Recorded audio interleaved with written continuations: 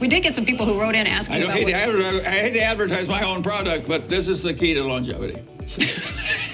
C's peanut brittle, I can see. I saw the box earlier. We did get a lot of people who wrote in questions just asking what your daily habits are, what you do every day, if you exercise, if you think exercising a lot when you're younger is important to longevity. Well, that's I have almost no exercise except when the Army Air Corps made me do exercise. I've done almost no exercise on purpose in my life. If I enjoyed the activity like tennis, I would exercise. For the first 99 years, I've gotten by without doing any exercise at all. Surprising to me, he does not intentionally exercise. I mean, at least for me personally, I feel exercising is very important for my body condition. Like, I feel more energy. I feel better at myself when exercising and after exercising. So I think exercising is an important part of my life, and I can't live without it. It also helps to keep my body fit. It's very important to me. I'm surprised that he never intentionally exercised, but he's very cute. Doing promotions and eating biscuits is very cute. Munger Grandpa, you are really cute. By the way, I did one video about my daily routine and what I eat every day, and I'll put the link here and you can check it out if you are interested. I talk about my food and Costco and how to be balanced and also exercise. Somebody else wrote in, this is Adam Mead, and he said, Charlie, in your 1995 talk, The Psychology of Misjudgment, you listed senescence as a cause of misjudgment. You said old people like me get pretty skilled without working on it at disguising age-related deterioration because social convention, like clothing, hides much decline. You went on to say that such decline was inevitable. He says, you're my hero, Charlie, and I offer you this question with the utmost respect, but feel it needs to be asked. Would 71-year-old Charlie trust the judgment and mental capacity of 99-year-old Charlie? Interesting question. Well, there's no question about the fact that you lose some mental acuity as you get older. But some people get shrewder. I don't think he loses any of his mental acuity. He is great. As a 99 years old, his mind is very sharp and quick still. I hope when I'm 99 and a record here, I hope I can have the same kind of mental ability as him has now. Adapting to their limitations, and they do pretty well. And so far, I've had plenty of decline, but I'm pretty shrewd about the way I handle it. And so far, the results have not been that bad in my old age. As evidence, my sex life would be a different subject. Well, I will point out to people, we have not given you any of these questions in advance, so you're taking blind questions. Yeah, that's all right. Yeah, for a large stretch of time on this, too. Okay, how do I follow that up? This one's another question. This gets back to investing, what we were just talking about a minute ago. But Michael Workterly writes in and says, given the increasing rate environment, what are the ramifications of moving away from a close to zero interest rate policy? Warren and yourself have frequently spoken about Aesop and a bird in the hand is worth two in the bush to describe the essence of investment decision making. So what do you do now that the interest rate environment is changing? This is a good question. It relates back to also the content in 2022. They also asked this question. So it's typical, good investment questions. Well, there's no question about the fact that as interest rates have gone up, it's hostile to stock prices. But they should go up. We couldn't have kept them forever at zero. I just think it's just one more damn thing to adapt to in investment life is that there are headwinds and there are tailwinds. And one of the headwinds is inflation. And I think more inflation over the next 100 years is inevitable given the nature of democratic. Thank you, Munger Grandpa, for letting us know that. Oh, I agree with it. I think this is pretty obvious and apparent, right? The interest rate is not going to be zero forever, and it will rise sooner or later. And for right policy, for the right direction to go, it's hard to say, but I mean, the interest rates will at least continue for a period of time and could lead to severe consequences. Who knows? Politics in a democracy. So I think we'll have more inflation. That's one of the reasons the Daily Journal owns securities instead of government bonds. Yeah, and the inflation rises continuously. So much money was printed. What do you expect? That's inflation. It's continuing. Owns common stocks instead of government bonds. When you say the nature of democratic policies, and I forget exactly how you worded it, are you talking about the Democratic Party? Or are you talking about democracy as a whole? No, I'm talking about Trump ran a deficit that was bigger than the Democrats did.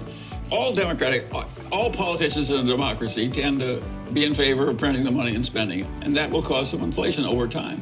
It may avoid a few recessions too. It may not be all bad, but it will do more harm than good, I think, from this point forward. Okay, on that point, Ron Tree-Rottola says, should we continue to maintain a debt limit? The adjustment process seems to be a very simple and mechanical process. However, such a measure only seems to create an environment rife with political jockeying and sniping. What's the purpose if we continue to budget beyond our means and then the bill comes due? It's related to the debt issue again. Check my previous videos.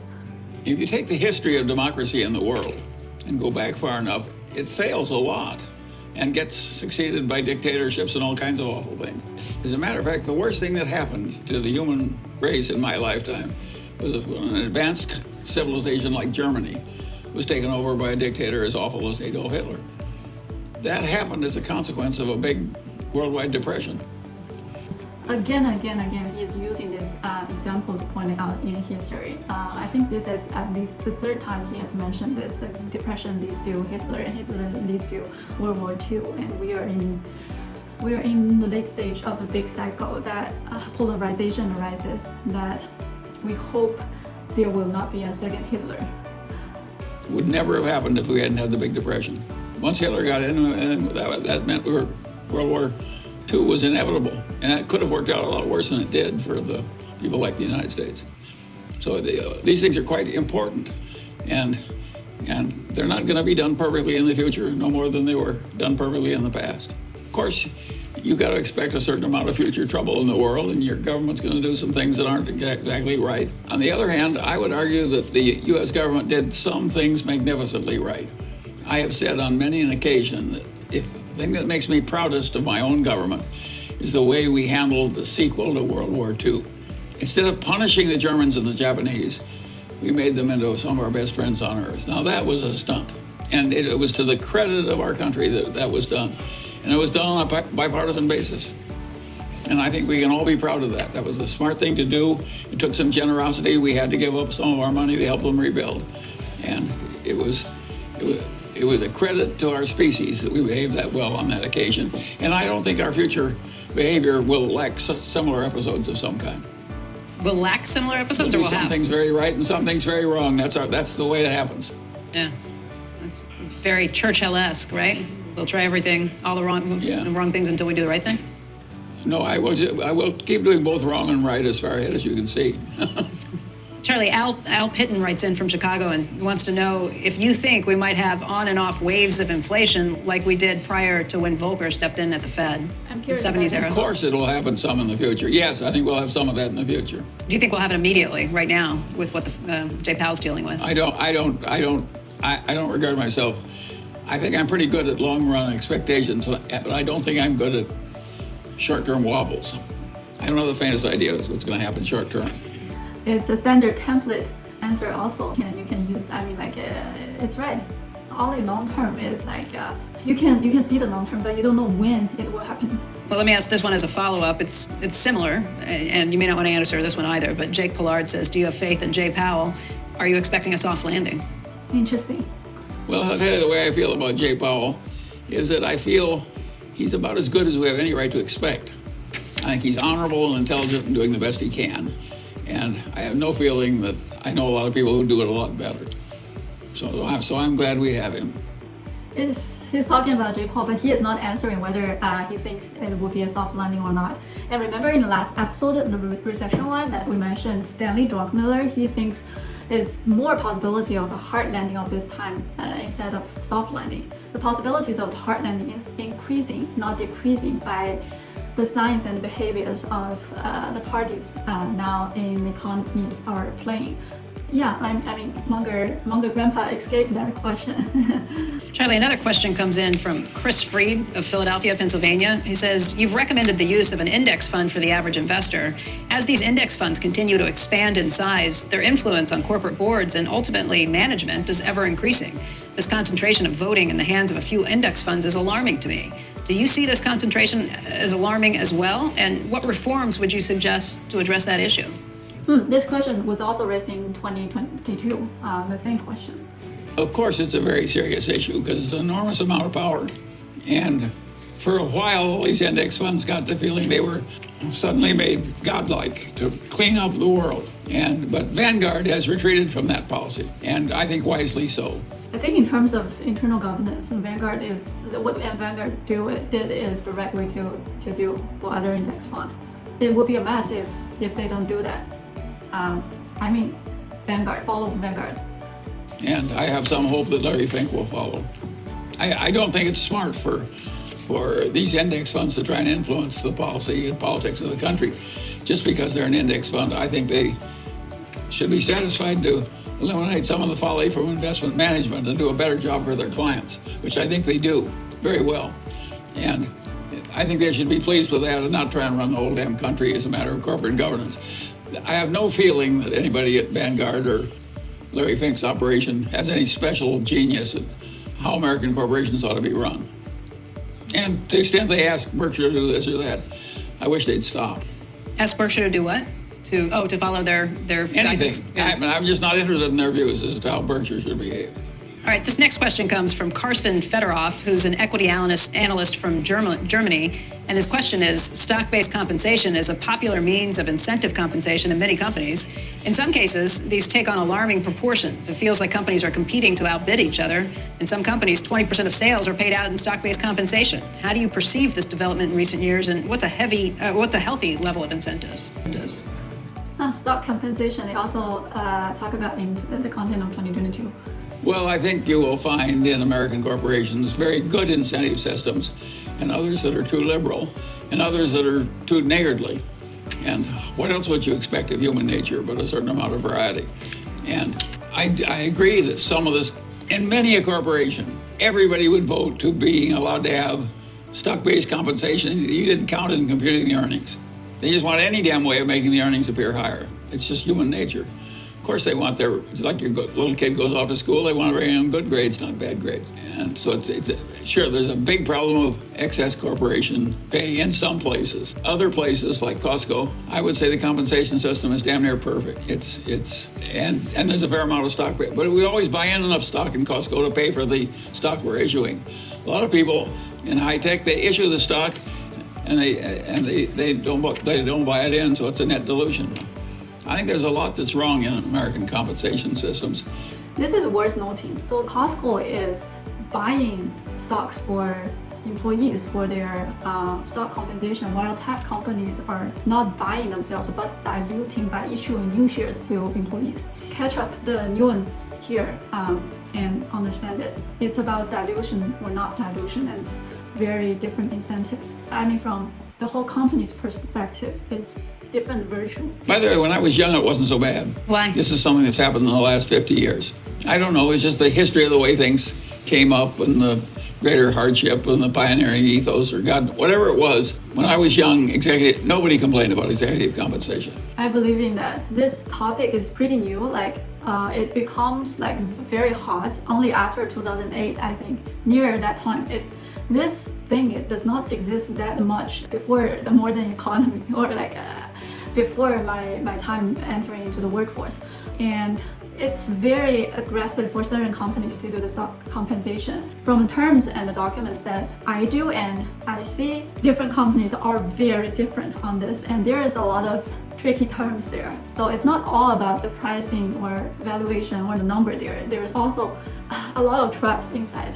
I suggest anyone who is involved in these to seek your own lawyers for advice on that. It's a complicated stuff. Now practically everybody in the investment world thinks in many cases executive compensation has gotten too high. Take General Electric in its heyday. Think of all the big compensation packages they paid and think of how they were phoning up the earnings and so forth to pay for it. And it was disgusting. And of course, that kind of crap creeps in everywhere in our civilization. The civilization will perish. It's great that he pointed out it's to a certain degree some prep inside.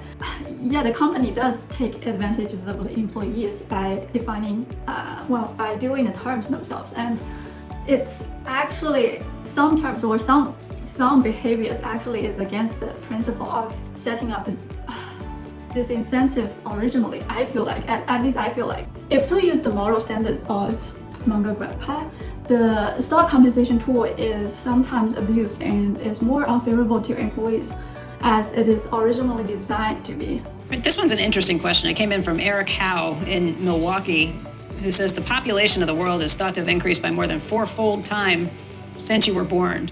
Mind you, I'm not holding you personally responsible, but there has been that magnitude of growth. Is there a point where the biggest existential threat to humanity is the growth of the population and humanity? If so, how do we discern when that point has arrived?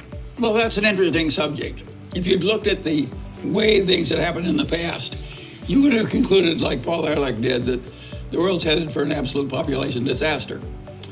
But what actually has happened is quite different. What's happened is that as the world has gotten more and more prosperous, including in places like China, the birth rate has gone down, down, down, down. And so that there's actually sort of a population shortage in a place like Japan. So the prediction of all the great experts based on extrapolating the past graphs that turn out to be totally wrong. It now looks as though the world's population in the advanced countries will sort of self-limit. Exactly. The issue now is not increase of populations, but decrease of populations. Like people in half a century ago would worry about like explosion of population. But as we can see, like when the society progress more, people actually is less and less inclined to have children. In 2023, China is the first year that the population is decreasing. People who give birth to new babies are less than the old people now. So the population structure of China is going to go down since 2023. It's a critical point. It will affect a lot of economic structures in the whole society, no matter economy or real estate or different industries, labor, production, productivity side. So it's very important thing to notice, and it will affect a lot of things in the long run. So this issue is targeted at the wrong thing. The issue in the future will be decreasing of population, like lack of people, not too many people. I mean, that kind of puts you in the same camp with Elon Musk. He's made some of the same arguments, that it's really shrinking population that's a bigger threat to humanity. Is that why Elon Musk is having like more than 10 children, and Munger is like having like 8 children? So are they like setting examples of like having more children and save humanity? Well, as I said, he's a smart man. Sometimes. Like all the rest of us. Denny Poland writes in and says, when assessing the character and competence of a business's management, have you ever made a mistake? If so, when did this occur, and what did you learn from the experience? Well, everybody makes mistakes. I'd say one of the most interesting things that happened in my lifetime was the rise of IBM and the fall of IBM. IBM was the most admired company in America for most of my young life. They just marched from triumph to triumph to triumph. And in the last 10 or 15 years, they've slipped, and they're falling back in relation to other people in their field. As the Apples and the Googles and so forth came ahead, IBM they kind of missed the boat. I think that's almost inevitable. Kodak missed the boat of the change to digital photography too. And I've heard Bill Gates say that it's almost the rule that if a really disruptive technology comes along, the incumbents screw up their reaction to it. It's hard to change your ways when they've been successful for a long time and go into a totally different way of behaving. This is totally true. He is pointing out the innovation in the tech sector in the past few years, the destructive innovation. In my opinion, the big companies, they are not incentivized to do those destructive innovation. Destructive innovative technology always come from small companies and startups and outsiders that coming in to add competition in the whole market and change the whole landscape. It seldom, I would say never came from a very established and successful company. I guess it's because of its genes, it's so successful and so big that it's so bureaucratic in a certain way, and it's no longer that innovation driven or hunger driven, small teams like startups that could create. So I think from a very deep incentive perspective, also, just bureaucratic and small innovation from small teams, I think it's inevitable, as he said. Let me know if you know any examples that you see the disruptive innovation came from big companies, different from my thoughts.